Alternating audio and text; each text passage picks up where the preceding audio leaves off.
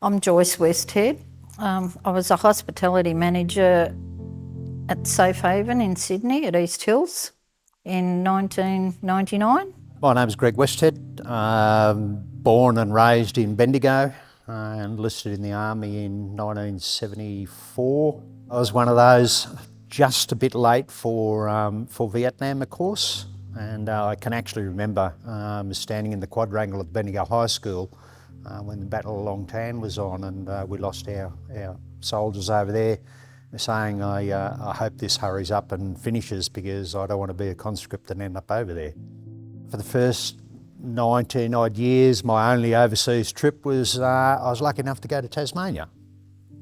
And then 99, I was fortunate to be selected to exercise Long Look in the UK. I went over as a training officer for a UK Military Police Reserve unit that when I got over there, they were being disbanded. So the Provost Marshal over there said, well, how would you like to go to Bosnia? And I said, yeah, I'd love to go.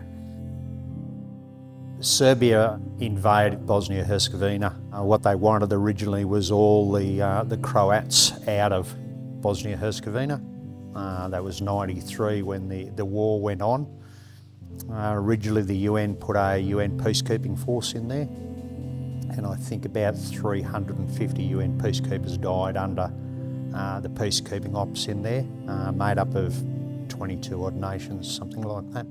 What they did during that war was just absolutely horrific, and what they did under the guise of or under the supervision of the UN. Srebrenica was a classic case, which was a little bit before my time there.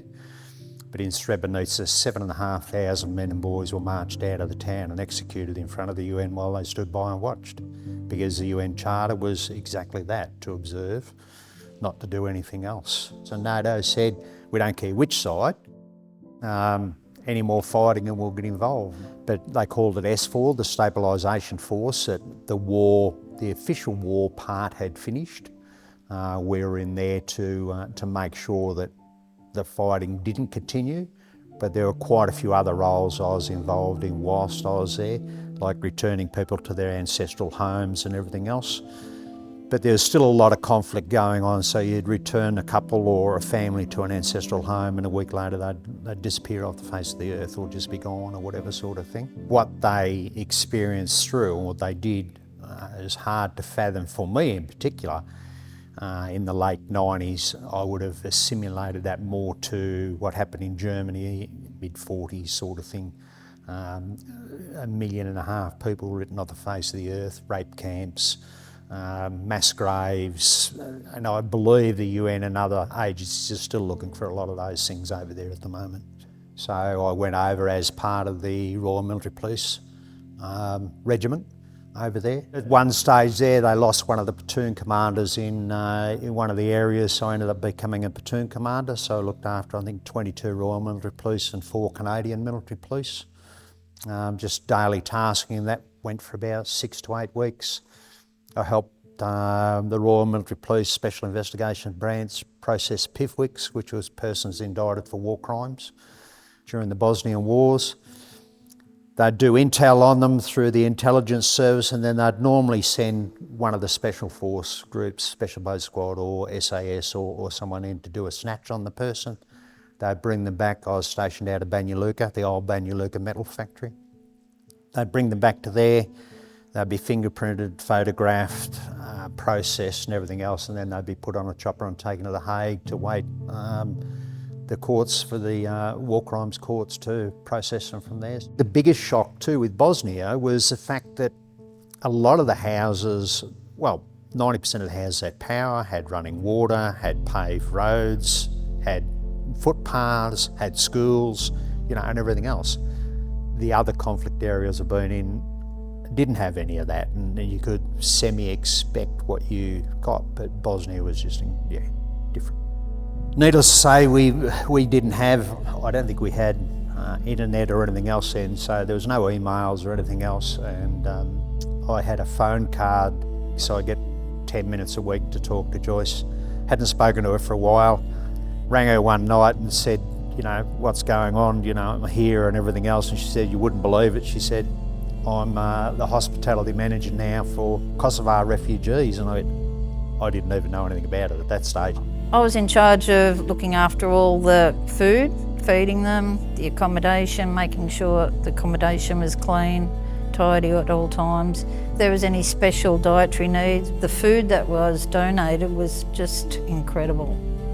It was coming from everywhere, streets ice creams and fruit and veggies and meat, and it was wonderful. It was every morning that I'd go for a walk through the camp, which is all the accommodation, make sure they were all happy, and I don't know how much coffee I drank.